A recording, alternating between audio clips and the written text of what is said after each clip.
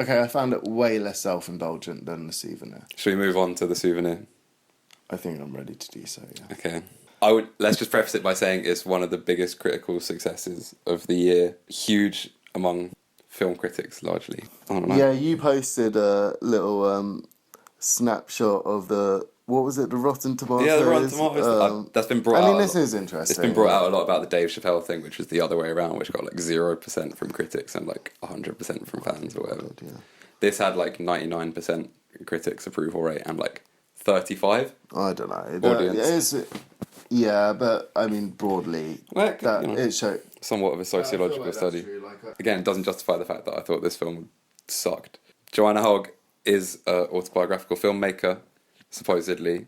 Her 3 previous features, all of which I'm a pretty big fan of, Unrelated, Archipelago and Exhibition, seemingly are all sort of Bergman-style dramatising phenomena in her life that she can mine for sort of artistic worth. Yeah, okay. I'll preface this then by saying that I've seen 1.5 of her other films. I watched Archipelago and I watched like half of Exhibition, and I just felt like I'd had enough by that point. I guess you're right in that, like, she clearly is mining her memory and experience for like sociological insights and like micro dramas. You know, I guess you see her work compared to like Ozu, and you just compared it to Bergman, which I think is insane. I think the one at the front of my mind is always Jean Renoir. You know, The Rules of the Game. I think that's kind of what she's trying to do, right? In terms of like portraying, or at least that's my interpretation of all these films. And The Souvenir, again, we'll get to it, but like portrayals of a doomed way of life. I understand what you mean, but for me, watching Archipelago, which I guess is my only other full frame of comparator with The Souvenir, I just felt like it was grimly unironic. That is grim. If so, big if true, because that's really sad. That must make the films like horrifying to watch. It must feel like watching Made in Chelsea or Love Island or something. Yeah, exactly. Exactly. It's nauseating. Yeah, but okay, The Souvenir is a pretty huge stylistic departure from her earlier work, which is way more influenced by like Michael Haneke and these kind of, or Antonioni or something like that. I guess more like governed by a sense of realism rather than aestheticized memory, which I think is what The Souvenir is, or fetishized memory, perhaps more appropriately. Should we go run through the plot? Yeah. It's about a Hogg analog. Yeah, oh god, yeah. A Joanna log. Fuck. Okay, Tilda Swinton plays Joanna Hogg's mum in this film. Like Tilda Swinton and Joanna Hogg were like pals. Like while Joanna Hogg was studying film in London or whatever, she was in her student films and stuff. Apparently, the friend that comes around is based on Tilda Swinton. They're old pals or whatever. So she plays the mum character, and her daughter, Honor Swinton-Byrne, is it her debut? Yeah, she's never acted before, I don't think. Yeah. So she plays the fictionalized version of Julie or whatever. Yeah. Right? Yeah. Okay. This character is a film student, and the film is about her relationship with a drooling foreign office, I guess like enigma, meant to be like a charming bougie like brat. A dandy or something. Yeah, exactly. Takes her to these like goes to the Wallace collection. Palatial tea rooms and Ugh. This guy has a dark secret, but it's not like... Yeah, I mean, basically it's about... It's a doomed relationship insofar as he's a heroin addict, and the film has a teleological sense that basically as soon as it's propelling towards some sort of cessation, right? Yeah. And it's... Yeah. Well, you think that, but it's only part one. But there is the narrative conclusion that, I guess, is traditional for these kind of stories. This guy, what's his name? Tom Burke. Yeah. I've seen him in War and Peace. Yeah, before. what have I seen? Oh, man. The J.K. Rowling detective thing on BBC. He's in that. What, the Robert Galbraith? Yeah, exactly. Wow, nice. Anyway, look, I think all the performances are fine. I was struggling with the fact that his performance is like a good performance, because every second he was on screen, I literally couldn't even stand the sound of his voice. I just found him like awful. And I guess like that's just my own sort of take or whatever. And I'm not 19-year-old Joanna Hogg falling in love with this like enigmatic, dashing, tall, dark and handsome Brer. I'm a big fan of Powell and Pressburger. Yeah, I'm a big fan of Powell and Pressburger too, but yeah, How did you feel? Okay, look, in general, I'm not interested in the Bildungsroman, like coming of age narratives, right? I think they're often trite. And if it's autobiographical with what feels like a lack of self-awareness, then it's increasingly trite. Yeah, I guess if you approach it thinking that this story is just inherently trite, whatever kind of story it is, or like however it's told or whatever, then fair enough. I mean, I was really up for it, and I really liked Joanna Hogg films. I'd like checked out after like half an hour. I was like, surely this is near the end by now. Yeah. I found it interminable, really excruciating to get through. After an hour and a half of this, what is it, 2 hours? Yeah. Shan genuinely was, tugging at my arm, trying to get me out of the cinema. I was so desperate to drag myself away from it, but I wanted to see it through, to... Yeah, I didn't appreciate the last shot, really. What, sort of self-portrait. I don't know. Okay, I have more problems with it. Before we get on to the good bits. More problems, or do you want to do good bits and then more problems? I think maybe we can do good bits and then more problems. We can bring on friend of the show, Georgi Lukacs, to sit on the third mic for the final bit. But yeah, I would say I like the soundtrack because it had The Fall and Robert Wyatt, but it was the two most bait songs by those respective artists. I didn't even like that. I thought the way that she kept on trying to put on like punk, and then he would like turn it off and like put on Puccini or something. It's ridiculous, like red flag. This guy likes opera. What did you like about it? Such a challenging question, man. Okay, I guess I enjoyed the performances. I thought they were good. That's not enough though. I never really have a problem with acting. No, I don't. I mean, unless we're talking about like proper B. If we're talking about mainstream films, I guess. Yeah. But if you're watching like a proper like B to Z movie, right, you can take for granted that acting. Still got to have an evaluative approach. I feel there's like a certain kind of B movie acting that's good, and then you can be like bad in that. I guess it's about how distracting you find the performances or whatever. In a way, I found the characterizations distracting. I found the lack of. Okay, this is a story set in the 80s in London. Yeah. Right? It's somewhat supposedly gestured at being set against, like, IRA bombings in London. Yeah, for sure. That is in the background. Yeah, there's a bit where she, like, hears an explosion and runs to her window, and then it's just like, alright. But it doesn't fucking matter, Even though this guy works in the Foreign Office, like, barely. There's one sequence, right, where they go to her parents' house and they're talking about the IRA and the Tom Burke character. He was having like a very gently spoken argument with her dad about the right way to treat those people over there and these crazy Republicans or whatever.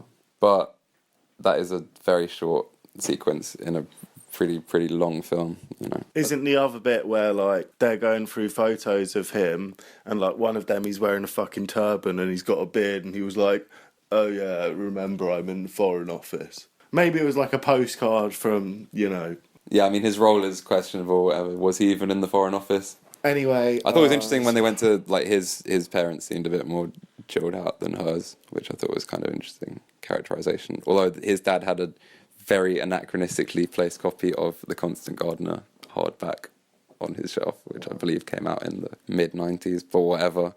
That and the Bella Balash film theory book, which I'm currently reading, were just two of many, many super distracting things in this film. There's also like a pretty annoying conversation about being a landlord. Oh my God. Where her friend is like, oh, you're such a pushover, you should just kick out your flatmate and because his girlfriend's not paying rent, and he's like a northern guy. And then the character that's meant to be the analogue of Tilda Swinton in real life, like her, like, gal pal or whatever, she's like, I'm going to have to get a real job. No. It's like, right. And there are like there's like, I think one of the first lines of dialogue is about privilege. And that is not even, would go unsaid in Archipelago. It is still a far more like powerful dynamic in the film than in this film where I feel like it was just acknowledged and then like completely disregarded. Also the sequences of her at her film school where her professors are all made out to be like kind of thick-headed and repressive, and she is the one who knows the real key to the shower scene in Psycho. What else? She wants to make a film about a mother-son relationship in Sunderland. Yeah.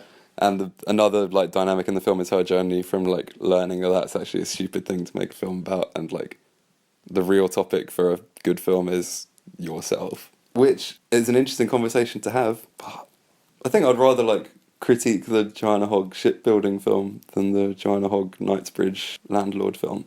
And then there's a couple. The thing, these like hints of class consciousness just seem so subdued. So this is what I mean when I say it doesn't feel like ironic or really knowing. But obviously it's there. But just, what's the function? I don't understand its function. It's just dressing. I feel like it's like in Archipelago. Mm-hmm. There are these tantalising scenes, and their cook character or like maid that they got to come on holiday with them, and then there's like tension because of like the son Tom Hiddleston like having like wanting to do being like sympathetic, wants to do the dishes after her and stuff like that. But that is, I don't feel like surely it's being critical or like extrapolating anything from it. It's more like Michael Haneke. If you saw like a Happy End was after that, but I feel like that displays rather similar behaviour actually. And I think it's just quite a savage look at like elite exhibition. Certainly, you know, is that. The whole thing is about like, are they going to sell their like Kensington nice house? I just couldn't be arsed. I think it's hilarious, man. Yeah. On like some... I think I just don't get it. Yeah, fair enough. If that's an ideological project, I don't think it carries over well to the Souvenir. Right. If anything, it's like negated by the Souvenir. That's what I'm saying. It was mad different. Like. Yeah, in the film comment, what's the podcast called? The Close-Up. Yeah, it's really good actually. Film at Lincoln Centre. Yeah, where they're just like, interviews on stage with with a live audience with these filmmakers, and often they're stars. So there's one with Joanna Hogg, Tilda Swinton, and on swinton-byrne, where they're talking about the casting, and as you said, on swinton-byrne's like never been in anything before, and they were talking about like who's going to play me, you know. And they literally both sound the same, right? Joanna Hogg and Tilda Swinton. Yeah. They sound the exact same. Obviously, I assume we both really enjoy Tilda Swinton as an actor, you know. To a certain extent, I think she is a bit of an enabler of these like Guadagnino similar thing where like she's like, oh yeah, like I'll just be in your film any day, whatever film you make. And now he's like Luca Guadagnino, you know. But he wouldn't have made his first film, I Am Love, without Tilda Swinton like appearing in it as some sort of favour. Anyway, whatever. I mean, Orlando, great film. Only Lovers Left Alive, probably my personal favourite. Dead Don't Die. Trash. Snowpiercer, very bait Marxist allegory, but also a pretty jokes Korean film. Could have done with a bit of bait Marxist allegory in the. Yeah, well, fuck, exactly. Okay, anyway, so they're like, so we were scrolling through on his Instagram friends' stories and thinking about their Snapchat. Who's maybe Esmeralda? Maybe no, not quite the right bone structure, not quite aristocratic enough. That chin is far too small. And then it struck us. By Jove, it was right in front of us all along. Young Honor sitting in the corner. Oh, get her to do it. Oh, perfect. Yeah.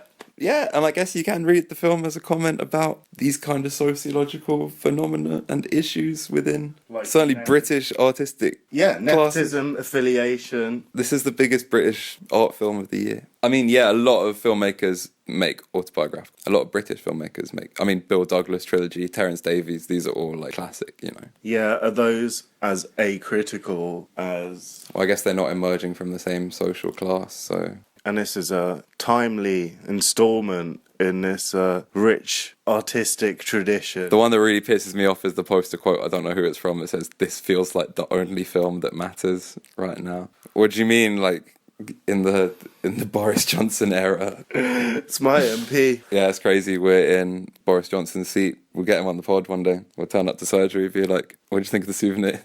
Best film of the year, the only film that matters in this year. If we were to compare the two films, I don't really know about the politics of Pain and Glory. In the Sight and Sound review, there's a lot of talk about this really big case in like Spanish news about like a gang rape, and there's like graffiti on the wall in the sequence where he goes to pick up on the street, and they talk a lot about that in the review and talk about how like that's the foreground of the film in a way. But I don't know. That's interesting. I don't feel like that. It's an interesting context, but I don't really feel like that influences the story at all, or is like symbolically explored. But for Joanna Hogg, who makes films somewhat about class and somewhat about politics, I felt like The Souvenir was aggressively singular. Yeah, I feel like it's like a narcissistic reverie. Yeah. And I think it's ridiculous that it's been so widely lauded. Martin Scorsese executive produced. Yeah, I just don't... I feel like it must have something to do with like a huge marketing push. I don't understand, man. I like, maybe if you feel like it reflects your experience to some extent. Oh, shit, you know what? That something I did like about it. Richard Ayoade. That was a good scene. Yeah. Good performance. Yeah. Good but acting. like, I mean, we're talking about 5 minutes. Apparently he's going to feature quite heavily in the second one. Great, I'm for it. I mean, we're going to watch this. I'm going to watch part 2. We're going to have to. Yeah. I just feel like I'm just not sold on it. I felt more exasperated watching it than I do looking for more things to say about it right now. It was a peak viewing experience, and I went Friday morning first screening. I was so gassed. 10 a.m. I think that's it for The Souvenir. Make part 2 like The Phantom of Liberty, like, or like Les Miserables or something like that.